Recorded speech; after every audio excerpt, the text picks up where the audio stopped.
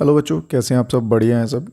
तो तैयार हैं आज की क्लास के लिए जीके जीएस की अपनी? ठीक है, तो जैसे कि आप सभी बच्चों को मालूम है कि अपनी सीरीज़ जो है वो जीके जीएस की चल रही है। ठीक है, और साइड वाइज जो है वो मैथ्स रीजनिंग की क्लासेस भी आ रही हैं टाइम टू टाइम। ठीक है, तो चलिए आज की क्लास जो है अपनी स्टार्ट करते हैं क्वेश्चन के साथ। किसी भाई को कोई डाउट वगैरह रहता है कोई क्वेश्चन में तो आप कमेंट बॉक्स में बता सकते हैं। ठीक है, हिंदी वाले जो भाई हैं उनके लिए हिंदी में टाइप किए हुए हैं और इंग्लिश वाले भाइयों के लिए इंग्लिश में। तो बढ़ते हैं आज के अपने पहले क्वेश्चन की ओर। तो पहला क्वेश्चन क्या कहा गया है? Chemical compound formula, chemical compound formula of ethanol. ठीक है, एथेनॉल का केमिकल कंपाउंड फार्मूला जो है वो क्या होता है? चार ऑप्शन जो हैं वो हमारे पास दिए हुए हैं। चलिए, तो उम्मीद है कि चारों का चार का जो है हमें मालूम होना चाहिए। तो सबसे पहले बात करते हैं हम ऑप्शन नंबर ए की, CaCO3। तो ये किसका जो है वो होता है? ठीक है, CaC3 किसका होता है फार्मूला? ये होता है लाइमस्टोन का। लाइमस्टोन क्या होता है मेरे भाइयों? चूना पत्थर। ठीक है, चूना चूना पत्थर जो होता है वो होता है लाइमस्टोन। ठीक है, फिर बात करते हैं ऑप्शन नंबर बी की, CH3COOH। ठीक है, जो कि होता है एसिटिक एसिटिक एसिड का। साथ साथ में सभी दोस्त जो हैं वो लिखते जाइएगा। नोट्स अगर बना रहे हैं तो बहुत ही अच्छी बात है, अगर नहीं बना रहे हैं तो स्क्रीनशॉट ले लीजिए, जैसे भी आपको कंफर्टेबल लगता है। ठीक है, तो ऑप्शन नंबर सी जो है इसमें हमारा बिल्कुल सही आंसर बैठेगा, जो कि एथेनॉल का फॉर्मूला होता है। ठीक है, और इसी के सिवा बात करते हैं हम अपने ऑप्शन नंबर डी की, CHCl3। ठीक है, जो कि किसका होता है? क्लोरोफॉर्म का। किसका होता है भाइयों? क्लोरोफॉर्म। तो ऑप्शन नंबर सी जो है इसमें हमारा बिल्कुल सही आंसर रहेगा। बढ़ते हैं अपने नेक्स्ट क्वेश्चन की तरफ। नेक्स्ट क्वेश्चन क्या कहता है? विच of the following article constitution of India deals with states executive. States executive के साथ कौन सा जो है वो आर्टिकल डील करता है? ठीक है, स्टेट के रिलेटेड जो भी काम होते हैं स्टेट की कार्यपालिका में, ठीक है, उनमें कौन कौन से आर्टिकल्स जो हैं वो यूज़ होते हैं या डील करते हैं उनके साथ। तो आर्टिकल नंबर 153 से लेके आर्टिकल नंबर 167 तक जो है ये आर्टिकल उसमें यूज़ होते हैं। ठीक है, आर्टिकल नंबर 153 क्या कहता है कि हर एक स्टेट में गवर्नर होना चाहिए जो कि प्रेसिडेंट के द्वारा इलेक्ट किया गया हो। आर्टिकल नंबर 154 क्या कहेगा कि गवर्नर का ऑफिस होना चाहिए। क्लियर है यहाँ तक? ठीक है, तो यहाँ से याद रखिए कि 153 से 167 तक होते हैं और ये सभी स्टेट्स के ही होते हैं। ठीक है, इसमें गवर्नर होगा, ठीक है, काउंसिल ऑफ मिनिस्टर्स आएंगे, इसके स्टेट्स के चीफ मिनिस्टर आएगा, वही सब होगा। और किसी क्लास में जो आपको ये भी आगे एक्सप्लेन कर दूंगा। तो बढ़ते हैं हम अपने आज के नेक्स्ट क्वेश्चन की ओर। तो नेक्स्ट क्वेश्चन क्या कहता है क्लास का? Which water way most important रहेगा भाई। ठीक है, मोस्ट इंपॉर्टेंट क्वेश्चन रहेगा, याद रखिए। इसमें दो जो नाम बनते हैं वो इंपॉर्टेंट, एक बनता है स्वीज कैनल और एक बनता है पनामा। ठीक है, तो बात करते हैं हम इनमें से कौन सा जो वाटरवे है अटलांटिक ओशियन और पैसिफिक ओशियन को जोड़ता है। इनमें से कौन सा जो है अटलांटिक और पैसिफिक इन दोनों को जोड़ता है। ठीक है, तो अटलांटिक और पैसिफिक को कौन सा जोड़ेगा? ये जोड़ेगा पनामा शहर। ठीक है, सॉरी शहर नहीं, पनामा नहर। ठीक है, ये एक मैन मेड है, याद रखिएगा। पनामा जो है ये मैन मेड है। ठीक है, इसकी अगर लेंथ की बात कर ली जाए तो 82 किलोमीटर जो है इसकी लेंथ है। ठीक है, पनामा की कितनी है? 82 किलोमीटर। और अगर कई बार पनामा के ऊपर ऐसा क्वेश्चन आ जाता है कि कौन कौन सी कंट्रीज़ या कौन से एरियाज़ को, तो एरियाज़ की या कंट्रीज़ की बात की, नॉर्थ और साउथ अमेरिका को ये सेपरेट करता है। किस किस को करता है? नॉर्थ और साउथ अमेरिका को। साथ साथ में सभी दोस्त रिपीट करते जाइए, नॉर्थ और साउथ अमेरिका को सेपरेट करता है, मैन मेड है। ठीक है, 82 किलोमीटर इसकी लेंथ है। और अगर बात की जाए ओशियंस की तो अटलांटिक ओशियन और पैसिफिक ओशियन जो है इन दोनों को अलग जो है वो करता है। इसके सिवा हम बात करते हैं स्वीज़ कैनल की। ठीक है, तो स्वीज़ कैनल की बात की जाए मेरे भाइयों, ये अगर बात की जाए सेपरेट किस किस को करता है, ये करेगा सेपरेट अफ्रीका एंड एशिया को। किस किस को करेगा? अफ्रीका और एशिया को सेपरेट करेगा। ठीक है, और अगर बात कर ली जाए कौन सी कंट्री में है, तो इजिप्ट जो है, जिसे पिरामिड जहाँ पे बहुत से पाए जाते हैं, वहाँ में ये है। क्लियर है? जहाँ तक किसी अगर क्वेश्चन में कोई डाउट रह जाए तो आप बेझिझक कमेंट बॉक्स में बता दीजिएगा। नेक्स्ट बात करते हैं हम नरेगा की।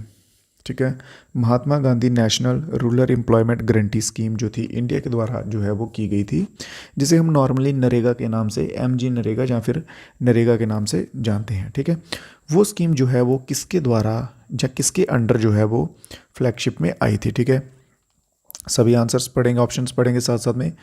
क्या सोशल जस्टिस और एम्पावरमेंट की मिनिस्ट्री थी, हेल्थ और फैमिली वेलफेयर की थी, या फिर हाउसिंग एंड अर्बन अफेयर्स की, या फिर रूरल की? देखिए, अगर आपको ऐसे कुछ क्वेश्चंस होते हैं जो आपको नहीं मालूम होते, ठीक है, उनको किस तरह से टैकल करना होता है कि अगर बात यहाँ पे हो रही होती हेल्थ की या हॉस्पिटल्स की, जब ऐसा कुछ, तो हम हेल्थ एंड फैमिली वेलफेयर की तरफ जा सकते थे। बात हो रही होती शहरों की तो हम अर्बन अफेयर के साथ जा सकते थे, ठीक है। बात हो रही होती न्याय की या जस्टिस की, ऐसी कुछ, तो हम सोशल जस्टिस के साथ जा सकते थे। यहाँ पे इन्होंने लिखा हुआ, मेंशन किया हुआ है कि रूरल एम्प्लॉयमेंट गारंटी स्कीम, ठीक है, रूरल ग्रामीण क्षेत्र वालों को दी जा रही है, तो रूरल डेवलपमेंट भी यहाँ पे है। तो हम इस तरह से इन क्वेश्चंस को टैकल कर सकते हैं, जिन्हें हम तुक्का मारना कहते हैं, इस तरह से अगर क्वेश्चन नहीं आता, ठीक है। तो ऑप्शन नंबर डी जो है हमारा यहाँ पे बिल्कुल सही रहेगा। इस स्कीम के अंडर क्या था कि 100 डेज़ का जो है वो हमें काम मिलेगा, ठीक है, 100 डेज़ का हमें काम मिलेगा। ये स्कीम जो है वो एक्ट में कब आई थी? 2005 में। कब आई थी? 2005 में आई थी। इस स्कीम के अंडर क्या कहा गया था कि अप्लाई करने के 15 डेज़ के अंडर या विद इन 15 डेज़ आपको काम मिल जाएगा। अगर आपको काम नहीं मिलता तो आपको कंपनसेशन जो है वो मिलेगा, ठीक है। चलिए नेक्स्ट क्वेश्चन की तरफ चलते हैं। Budget document classified total expenditure. Budget document जो होते हैं वो टोटल एक्सपेंडिचर को जो है वो किस में क्लासीफाई करते हैं, ठीक है, वो हम नॉर्मली क्लासीफाई करते हैं प्लान और अनप्लैंड एक्सपेंडिचर में। ऑप्शन नंबर डी हमारा यहाँ पे बिल्कुल सही रहेगा। प्लान और अनप्लैंड होगा या नॉन प्लान, कुछ भी आप कह सकते हैं, ठीक है। चलिए नेक्स्ट क्वेश्चन देखते हैं। अगला क्वेश्चन क्या कहता है? डांसिंग लेजेंड, ये स्टैटिक्स जीके का क्वेश्चन है, इंपॉर्टेंट में कीजिए इसको साइन। जो क्वेश्चंस में मैं स्टार मार्क करता हूँ, इंपॉर्टेंट करता हूँ, उनको आप जो है वो याद कीजिए अच्छे से करके, ठीक है। ऐसा नहीं है कि बाकी इंपॉर्टेंट नहीं है, बाकी भी हैं, बट कुछ क्वेश्चन ऐसे होते हैं जिनके ज़्यादा चांसेस रहते हैं। तो यहाँ पे बात की गई है यंगेस्ट की, ठीक है, पद्म भूषण मिला था जिनको 1992 में, डांसिंग लेजेंड, ठीक है, डांस की कैटेगरी में। तो ये मैं आपको लास्ट क्लास में भी आई थिंक करवा चुका हूँ। सोनल मानसिंह, कौन है? सोनल मानसिंह, जो कि किससे कौन से डांस फॉर्म से हैं? भरतनाट्यम। भरतनाट्यम आप सभी को मैंने बताया था भाई, कौन सी स्टेट का जो है वो क्लासिकल डांस है। जल्दी से सभी बच्चे जो है कमेंट बॉक्स में आंसर आने दीजिए, क्लासिकल डांस कौन सी स्टेट का है? भरतनाट्यम, ठीक है। और टोटल हमारे क्लासिकल डांस कितने हैं, कितने बच्चों को ये वो याद हैं? जल्दी से आंसर आने दीजिए। भरतनाट्यम से मिलते जुलते और दो नाम याद रखिए, मलिका और यामिनी, ठीक है, मलिका और यामिनी, ये दो नाम के ऊपर भी क्वेश्चन जो आपको बनते हुए दिखेंगे। तो चलते हैं अपने नेक्स्ट क्वेश्चन की ओर। अगला क्वेश्चन क्या कहता है? अगला क्वेश्चन कह रहा है भाई, भारत की बात की जा रही है, भारत में अक्टूबर और नवंबर के महीने में apparent movement of sun toward the south. अक्टूबर नवंबर में क्या होता है? सूर्य जो है वो साउथ की तरफ, दक्षिण की तरफ जो है वो मूव करता हुआ हमें दिखता है, जिस वजह से नॉर्दर्न प्लेन जो है वो कमज़ोर होते हैं। उसके पीछे का रीज़न क्या है? वो है मानसून ट्रो, ठीक है, मानसून ट्रो, जिसे हम मानसून गर्त भी कहते हैं हिंदी में।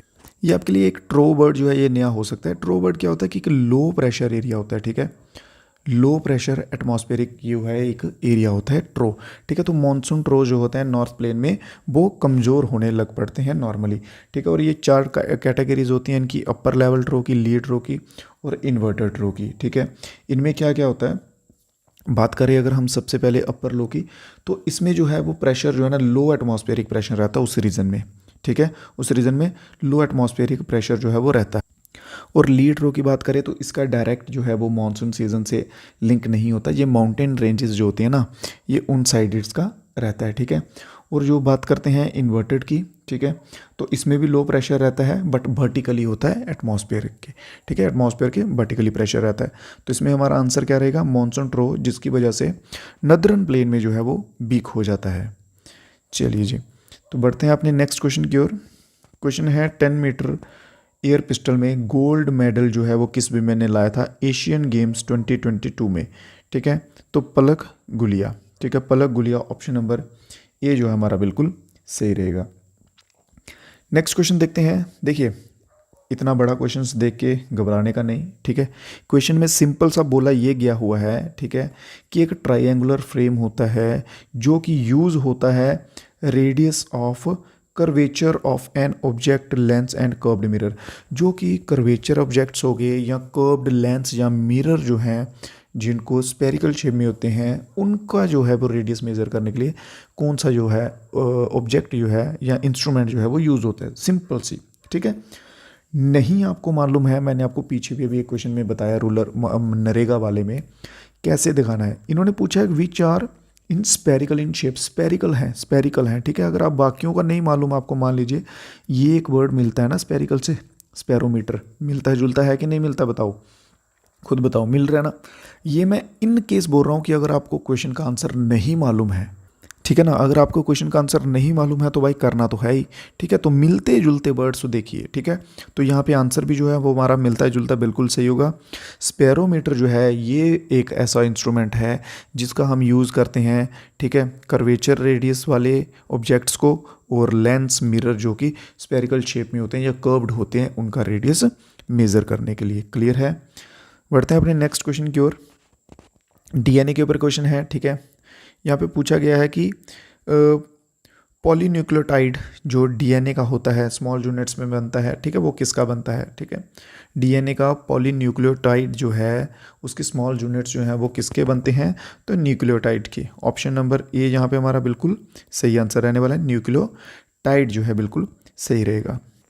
क्लियर है, जहाँ तक किसी भाई को कोई डाउट तो नहीं। और अगर क्लास अच्छी लग रही है मेरे भाइयों, क्वेश्चंस जो हैं वो समझ आ रहे हैं, तो एक लाइक तो बनता है, ठीक है। साथ साथ में जो है वो लाइक भी वीडियो को करते जाइए ताकि मेरे को भी पता चले कि आपको क्लास जो है वो अच्छी लग रही है, क्वेश्चंस आपको समझ आ रहे हैं, ठीक है। चलिए अभी बढ़ते हैं अगले क्वेश्चन की ओर जो कि और इंटरेस्टिंग होने वाले हैं, कुछ आपको नया सिखाने वाले हैं। तो बात करते हैं हम इस क्वेश्चन में किसकी, बैडमिंटन की, ठीक है। बैडमिंटन की बात कर रहे हैं। बैडमिंटन में जो है कार्ड्स दिए जाते हैं, ठीक है। बैडमिंटन हो गया, फुटबॉल हो गया, ऐसी गेम्स में दिए जाते हैं। तो उन्होंने सिंपल पूछा है कि ब्लैक कार्ड जो है, ब्लैक कार्ड हम बैडमिंटन में किस टाइम पीरियड पे देते हैं, सॉरी, ठीक है। तो ब्लैक कार्ड जो है वो हम कब देते हैं, जब सस्पेंशन करनी हो या सस्पेंड करना हो, फॉल्ट होने पे, डिस्क्वालिफिकेशन पे या फिर वार्निंग पे। तो किस पे देंगे हम ब्लैक कार्ड, जल्दी से सभी बच्चे बता दीजिए। देखिए बात करते हैं, सबसे पहले मेन होता है वार्निंग, ठीक है। तो वार्निंग में हम कौन सा कार्ड देंगे, उसको येलो देंगे। कौन सा देंगे, येलो कार्ड देंगे। और जब डबल येलो कार्ड हो जाएगा, ठीक है, जब डबल येलो कार्ड हो जाएगा तो उसको उस गेम से सस्पेंड कर देंगे, ठीक है। और ब्लैक कार्ड जो है एट द एंड दिया जाता है, ये दिया जाता है किसके लिए, डिस्क्वालिफिकेशन के लिए, ठीक है। डिस्क्वालिफिकेशन कब होती है, जब हम उसे ब्लैक कार्ड दे देते हैं, ठीक है। एक रेड कार्ड भी यहाँ पे मेंशन होता है। तो रेड कार्ड कब दिया जाता है मेरे भाइयों, जब प्लेयर जो है, ठीक है, ज़्यादा ही मिसबिहेव या मिसकंडक्ट कर रहा है अदर प्लेयर्स के साथ, जहाँ गेम्स में या रेफरी के साथ, तो तब जो है वो रेड कार्ड दिया जाता है। क्लियर है यहाँ तक। तो नेक्स्ट क्वेश्चन देखते हैं। 2011 के सेंसस के ऊपर भाई बहुत से क्वेश्चन बन रहे हैं और बनेंगे डेफिनेटली, ठीक है, क्योंकि अभी का सेंसस जो है वो नहीं हुआ है। तो मैं आपसे लास्ट क्लास में भी ये कह रहा था कि इस चीज़ को जो है वो पकड़ के रखिए। तो इसमें बात कर रहे हैं कि मेल लिटरेसी रेट जो है वो 2011 में, ठीक है, 2011 में कितना था, 2011 की जनगणना में मेल लिटरेसी रेट कितना था। तो 2011 की जनगणना में मेल लिटरेसी रेट था 82.14%। ये इंडिया की बात हो रही है।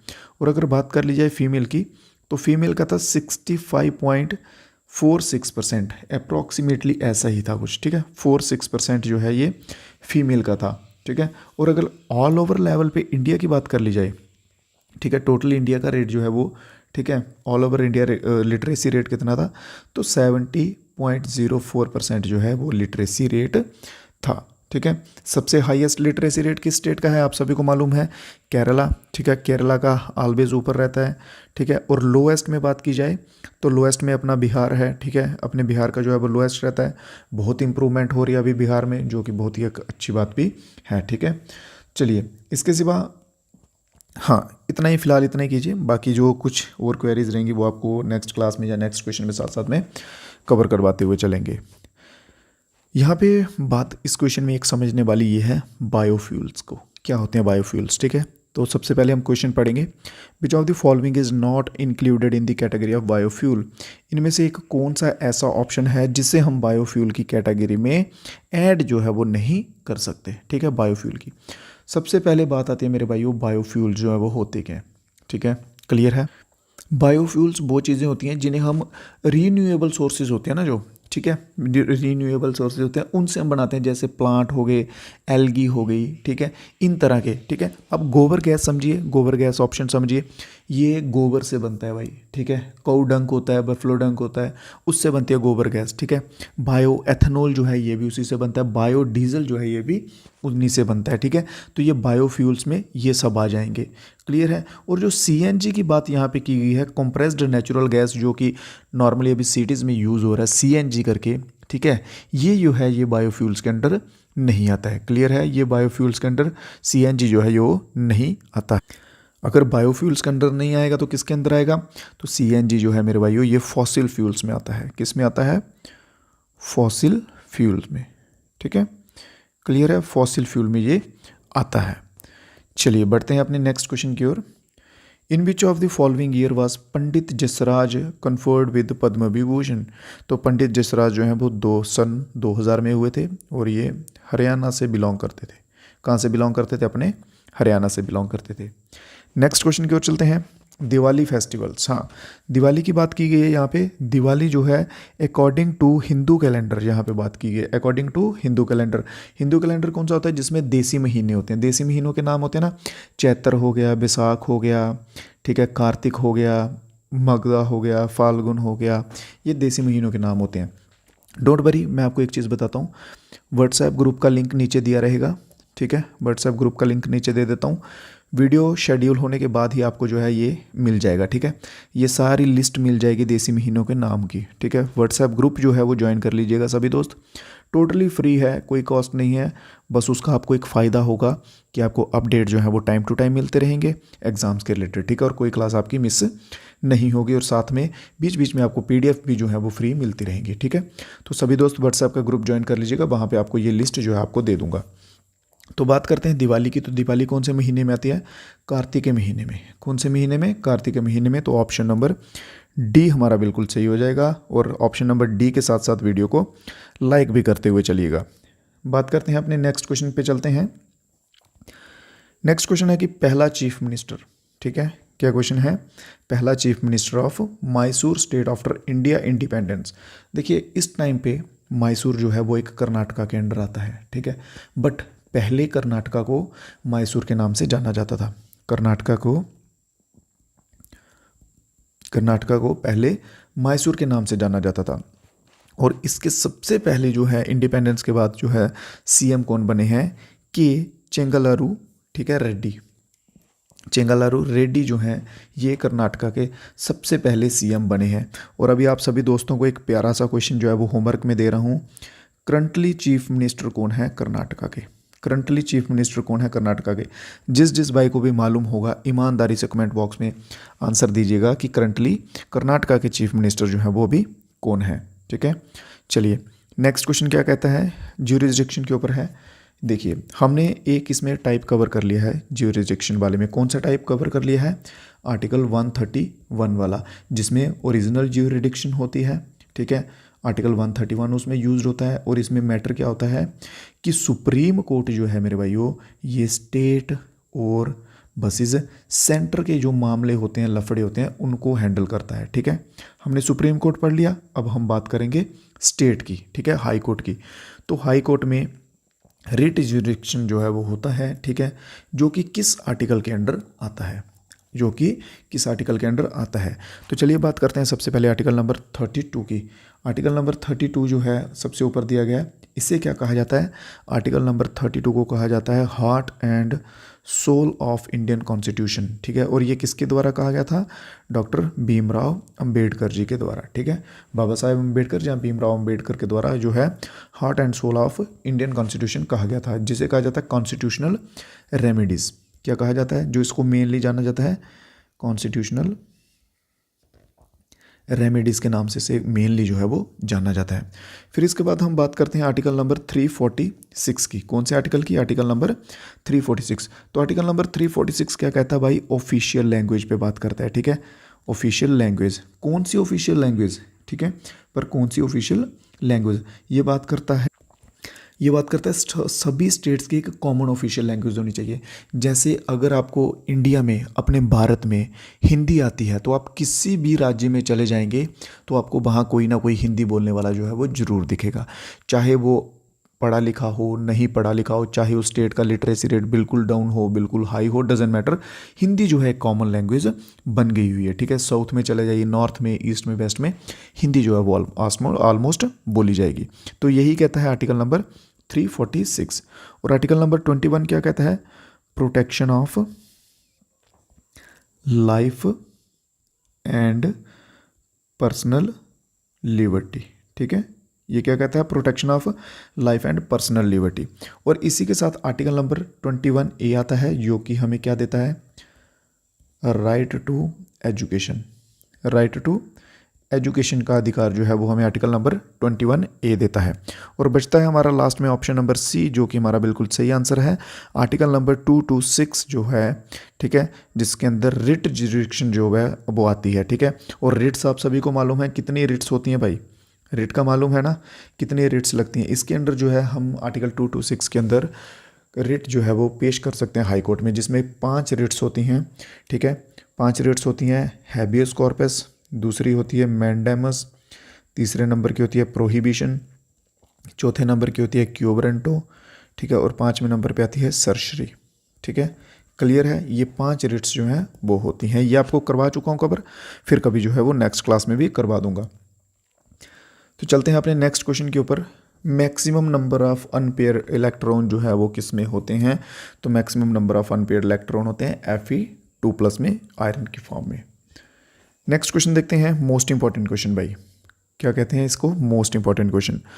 Long walk to freedom is an autobiography of. Long walk to freedom जो है ये किसकी ऑटोबायोग्राफी है? तो Nelson Mandela, option number B, Nelson Mandela की जो है ऑटोबायोग्राफी है लॉन्ग वॉक टू फ्रीडम। ठीक है, जो कि इनके द्वारा लिखी गई है। नेल्सन मंडेला जो है वो कौन थे? ये साउथ अफ्रीका के पहले राष्ट्रपति थे, ब्लैक। ठीक है, फर्स्ट ब्लैक प्रेसिडेंट थे साउथ अफ्रीका के। क्लियर है? बाकी महात्मा गांधी जी, ठीक है, जवाहरलाल नेहरू जी, इन सभी का आपको मालूम है। तो चलते हैं अपने नेक्स्ट क्वेश्चन की ओर। नेक्स्ट क्वेश्चन है, एरावतेश्वरा टेम्पल जो है तमिलनाडु में वो किसके द्वारा बनाया गया था? एरावतेश्वरा टेम्पल तमिलनाडु में किसके द्वारा बनाया गया था? जल्दी से आंसर सभी दोस्ताने दीजिए। राजा राजा चोला जो हैं ये कहाँ के रूलर हैं भाई? ठीक है, राजा राजा चोला जो हैं ये कहाँ के रूलर हैं? ये वहीं के हैं, तमिलनाडु की साइड के हैं, साउथ के। ठीक है, सबसे पहले एक और इम्पॉर्टेंट बात आपको बता दूं, ये द्राविडियन आर्किटेक्चर में बनाया हुआ है। ठीक है, कौन से में? द्राविडियन आर्किटेक्चर, द्राविडियन आर्किटेक्चर में बनाया हुआ है। ठीक है, तो महाराणा प्रताप सिंह की बात करें तो ये जयपुर राजस्थान। ठीक है, फिर महाराजा सवाई जय सिंह, ये भी जयपुर राजस्थान। और आंसर हमारा आता है राजा राजा चोला 2, जिनके द्वारा जो है ये बनाया गया है तमिलनाडु का टेम्पल। ठीक है, तो ये टेम्पल जो है ये यूनेस्को के अंडर भी आता है, यूनेस्को के अंडर भी आता है। क्लियर है सभी दोस्तों को? किसी क्वेश्चन में अभी तक कोई डाउट रहा हो, कोई प्रॉब्लम आई हो तो आप कमेंट बॉक्स में ज़रूर बता सकते हैं। आज की क्लास के हमारे 20 क्वेश्चंस जो थे वो कवर हो चुके हैं। ठीक है, 15 क्वेश्चन का आपको टारगेट दिया था। जिन बच्चों ने 15+ कर लिए हैं बहुत बढ़िया, जिन बच्चों से नहीं हुए हैं उनके लिए भी बहुत बढ़िया कहना चाहूँगा, क्योंकि डोंट वरी, अभी आप सीख रहे हैं। ठीक है, धीरे धीरे सीखते जाइए, रिवीजन कीजिए क्लासेस को, क्वेश्चंस को बार बार याद कीजिए। डेफिनेटली एग्ज़ाम तक आते आते पॉइंट, एग्ज़ाम के पॉइंट तक आते आते यही क्वेश्चन जो आपके टिप्स पे होंगे और आप एग्ज़ाम जो है वो क्लियर करते हुए दिखेंगे। ठीक है भाइयों, तो कंटिन्यू बने रहना है, जो सबसे मेन इंपॉर्टेंट बात है, कंटिन्यू क्लासेस में बने रहना है। तो चलिए इजाज़त दीजिए, आज की क्लास में इतने ही क्वेश्चंस थे। जाते जाते सभी बच्चे जो हैं एक बार वीडियो को लाइक कर दीजिएगा अगर क्वेश्चंस अच्छे लगे हों, और हो सके तो अपने दोस्तों के साथ भी शेयर वगैरह कर दीजिएगा। तो मिलेंगे नई क्लास में कुछ नए क्वेश्चंस के साथ। अगर आपका कोई डाउट हो, कोई क्वेरी हो तो आप बता सकते हैं। तो दीजिए इजाज़त। जय हिंद, जय भारत।